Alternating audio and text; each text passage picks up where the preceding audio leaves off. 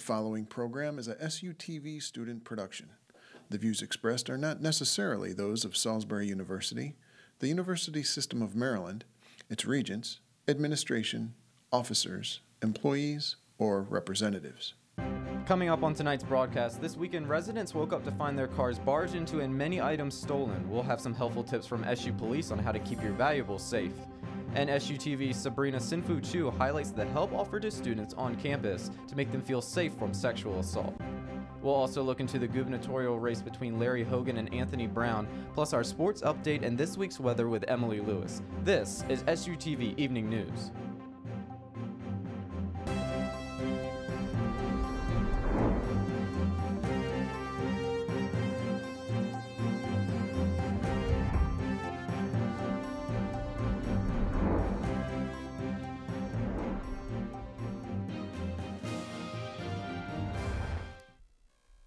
Good evening and welcome to this week's edition of SUTV Evening News for this Wednesday, October 29th, 2014.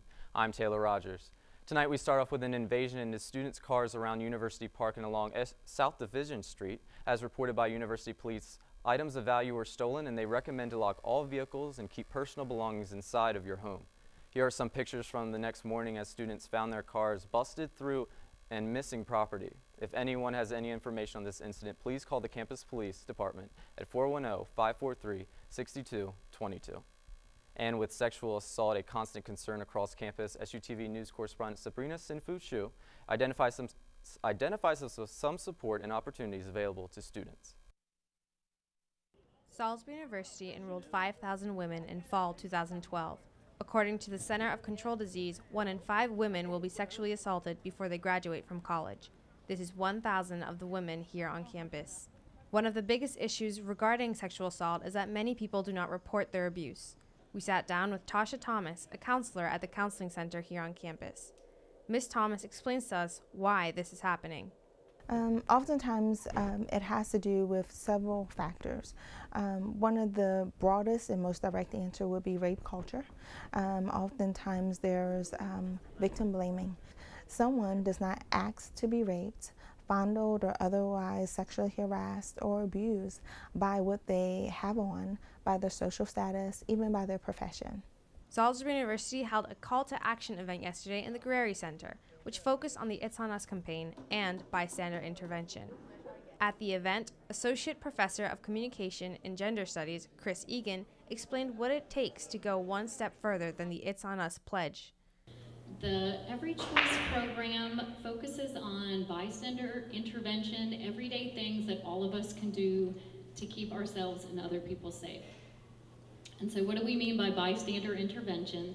Essentially, the program is looking at what would happen if every time we saw each other, we really looked at each other's humanity and considered all of the people in our lives and all of those relationships and the people who would be devastated if harm came to us. And if we truly looked at every person in each situation like that, we probably would feel compelled to step in and keep each other safe. Essentially, the program is looking at what would happen if every time we saw each other, we really looked at each other's humanity and considered all of the people in our lives and all of those relationships and the people who would be devastated if harm came to us. And if we truly looked at every person in each situation like that, we probably would feel compelled to step in and keep each other safe. The program looks at 3 particular areas of concern, and those are stalking, sexual assault, and relational violence. We asked students on campus what they would say to a perpetrator. Well, I would say, did you think before you act, and do you understand the impact that you had on them? Because obviously you don't if you did that. I really don't have any friends that I know would do that, so I don't know how I would actually hear about that. But if I did, I would try to talk to them, find out why or how it came to be or how it happened, I guess. I would ask, I guess I would ask them, what made you feel like you needed to do that? If a person doesn't want to be with you, why are you forcing yourself? How does that make you feel better about yourself? And why would you, if you want to be with someone, talk to them about it. Don't, force yourself on them, because then it's just not going to end well. In addition to this, we wanted to ask people on campus if they feel safe. Not really on nighttime. During the day, yes, but I don't know about nighttime because we had that one incident last year. Like, you know, in the surrounding areas, like it gets kind of sketchy if you're by yourself. But, you know, I never really worried about it too much because I'm a guy, you know. Even though most students would agree that sexual assault should not be taken lightly, there were barely any students at the event. The University Police's advice to students that do not feel safe on campus is to move in groups at night and travel in well-lit areas. Always let others know where you are and where you plan to travel. Have a backup plan. Not only women, but men are also victims of sexual assault. The percentage might be smaller, but 1% is already more than we need. This is Sabrina Chinfosiu reporting. Thanks, Sabrina. The SU Counseling Center is located on the second floor of GUC if anyone's interested. This week has sure been a great week for SU sports. To tell you more about the games, here's Jessica Reed. On Saturday, the football team traveled to Ithaca College. Unfortunately, their three-game winning streak came to an end with the final score 32-7. The Seagulls look to regain their confidence at home against Alfred University. The game is scheduled to kick off at 12 p.m. on Saturday. As for men's soccer, the team traveled to York College Saturday afternoon and played a 0-0 draw. Both teams battled it out defensively. The Seagulls had plenty of opportunities to score. One by junior midfielder Michael Fenney with a corner kick and redirected header by junior Dennis Runica Jr. At the 75th minute, Fenney had a free kick sending it to Runica, who unfortunately sent the ball into the crossbar. The game was sent into overtime. Through the first 10 minutes, neither team could score, and the game was sent into a second overtime. Salisbury had another great shot, but was turned away by York's defensive players. The Seagull defense, led by senior Logan Becker, junior Cy McNeil, and freshman Mike Kramer, all who played the full 110 minutes, only allowed one shot by a Spartans. Junior goalkeeper Drew Stadley recorded a draw in the net, making one save. Salisbury will head to Dover, Delaware for its final match of the regular season today as the Seagulls take on Wesley College. The game will begin at 7 p.m. Women's soccer was away at York College Saturday afternoon. For the second game in a row, these ladies scored 2 goals in the first half, defeating the Spartans 2-1. Thanks to junior Logan O'Mara and freshman Ruthie Lucas, Logan O'Mara also earned the CIC Offensive Player of the Week. Salisbury will compete in its final regular season home today against Christopher Newport University. The women's volleyball team played against York College on Saturday afternoon with a 3-1 victory. It was a very special night as the Seagulls celebrated the careers of seniors Nikki Benetti, Michelle Meehan, and Julie Poston. Meehan led the team with 17 digs, as well as Rachel Pearson with 30 assists. These ladies will return in action tonight against CAC foe Wesley College. The #1 Salisbury University field hockey team picked up a 6-5 win in overtime against number 16 University Mary Washington on Saturday afternoon on senior day at Seagull Stadium. Summer Washburn, Karen Cindia, and fellow seniors Rachel Kluwer, Mariel Elliott, Gloria Godstein were all honored before the game, playing in their final regular season home game. The Capital Athletic announced its weekly field hockey awards Monday afternoon, and Salisbury University junior Samantha Johnson was honored as the league's Offensive Player of the Week. Johnson now has 27 assists in her career, which moves her into a tie for 5th in the program's history. Last night, Johnson helped the Seagulls with a 5-1 victory over St. Mary's College of Maryland, improving their Capital Athletic Conference record 6-0 for the year. Now back to you, Taylor. Thanks, Jessica. And other Maryland universities have been in the news lately. UMES researchers are receiving federal funds to study hormone pollution in the Chesapeake Bay watershed. The $238,000 grant will identify the abnormalities within the local fish that inhabit this area and on up to New York. And for students interested in political activism on campus, the Public Affairs of Civic Engagement offers a wide range of opportunities for students to get involved. Riley Shoebridge caught up with Robbie Sheehan, the interim manager for PACE, to discuss what he hopes to promote through this organization. PACE, the Institute for Public Affairs and Civic Engagement at Salisbury University, is a program designed to provide students with the opportunity to learn about political activism in the community. This semester, the university is launching a reboot of this program in the Presidential Citizens Honor Program. One of their hallmark programs that they started in 2005 was the Presidential Citizen Scholar Program, and that's where it's basically like an honors program model where we take students and teach them about civic engagement and political activism, and really encourage them to take on projects for themselves. The program was initially started in 1999 by 2 professors, but with a change in leadership and trying to refine the program's direction, it couldn't find new managing directors until this year when Robbie Sheehan was named interim managing director of PACE. A need on Salisbury University's campus to develop a program that would encourage students to become more active politically and in the community and give them the resources to become political and community leaders post-graduation. Different events have been held already throughout the semester by bringing elected officials for forums, debates, and lectures. There was a candidate meet and greet on October 2nd with around 20 elected officials and a turnout of about 60 Salisbury students. The candidates came to Red Square to meet with students and share their views on important issues for the Salisbury community, and also to inform them on the importance of registering to vote and their absentee ballots. PACE held a forum on October 14th with Lieutenant Governor and 2014 gubernatorial candidate Anthony Brown, discussing his views on different educational issues in the state that attracted around 250 to 300 students.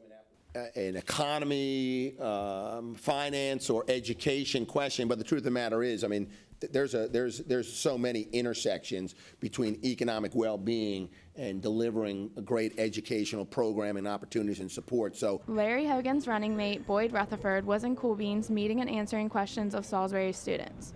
Students can stay updated through emails from PACE and Robbie Sheehan regarding upcoming events on campus and in the Salisbury community. For SUTV News, I'm Riley Shoebridge. Thanks, Riley. And PACE will be hosting a meet and greet tomorrow at 2 p.m. in the Nanticoke A of GUC with Delaware Senator Tom Carper. He will discuss the Constitution, environmental issues, and his personal experience in politics. This will be followed by a question and answer segment available to students, faculty, and staff. As always, we give you a look into the history that happened, and for this last week of October, the Statue of Liberty celebrated its 128th year in New York Harbor. It was a gift from the French long after the American Revolution. President Grover Cleveland unveiled this national monument and soon-to-be symbol for those wishing to immigrate to the United States. Renovations were made in the 1980s and were reopened by Mrs. Reagan. In 1965, the Gateway Arch completed its construction, climbing 630 feet up in the sky. This stainless steel parabola signifies a celebration of the Louisiana Purchase by Thomas Jefferson. From then on, St. Louis would play a large role in the quick westward expansion, and nowadays around 4 million people tour this scenic area of Missouri. On this day in 1998, former NASA astronaut John Glenn was sent back into orbit, almost four decades after his orbital flight. Glenn returned to the space at the age of 77, becoming the oldest human in history to travel in space. For this mission, Glenn's priority was to study the health problems associated with aging. In other NASA news, many locals waited to watch the Antares rocket launch yesterday in hopes to reach the National Space Station. The rocket was filled with supplies for the station until the range safety staff apparently ejected the mission.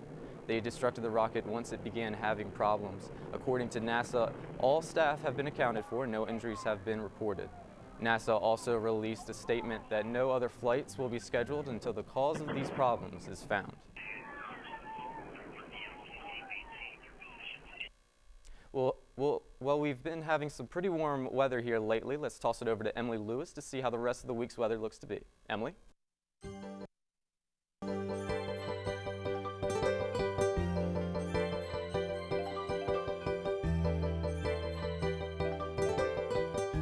That's right, Taylor. We've had some pretty wild weather here on campus this week. We even saw some near record high temperatures for this month in October. Currently, I think these temperatures are about to get a lot colder, as you'll see through the next week. The temperatures have just dropped into the low 50s and the low 60s. Currently, we're seeing about 59. I know this map says 63, but we're seeing temperatures fall, and they'll continue to fall overnight. This green area on the map you can see is precipitation, and it is headed our way if it's not already hit campus so far. Tonight, we can see some more precipitation. It'll taper off throughout the night, so we'll have a nice clear day tomorrow. Temperatures will be in the low 60s, so a lot cooler than it's been the last few days, but unfortunately it is fall now, and we're supposed to see those kinds of temperatures. Tomorrow night, this is a typo. It should be around 58 degrees, maybe even dropping into 48 degrees for a nice cooler night. This is pretty much due to the fact that we have a large cold front that's passed our area today. It was a really slow-moving cold front, so what it did was it brought in those cold temperatures all day long, and it's finally hitting our area now. This will give way to a nice high-pressure system, a very weak high-pressure system that'll be in our area for the next couple of days. Now, it's important to pay attention to this low pressure right here. This low pressure right here is going to be making its way into our region on Saturday, which might affect your Halloween plans, which I'll talk about in a little bit. So for your 7-day forecast, tomorrow, like I said, it'll be a little bit sunny, a little bit breezy, but temperatures much cooler than they've been so far. Friday, happy Halloween, everyone. Temperatures will see a high around 60, maybe 61 or so. It'll be mostly sunny, and the rain should hold off for most of the afternoon until the late evening. Saturday, rain is very likely as another cold front, like I said, with that low pressure system. It's really going to be pushing its way through. Sunday, daylight savings time, everyone. Make sure you get an extra hour of sleep, so we're going to fall back. Make sure you set your clocks before you go to bed Saturday night. Monday, Tuesday, Wednesday, everything starts to clear up. That low pressure is going to be making its way off into the coast, and we'll be under a nice high pressure system for the rest of the week. That's all I have, and I'll talk to you in a little bit about Halloween. Thanks, Taylor.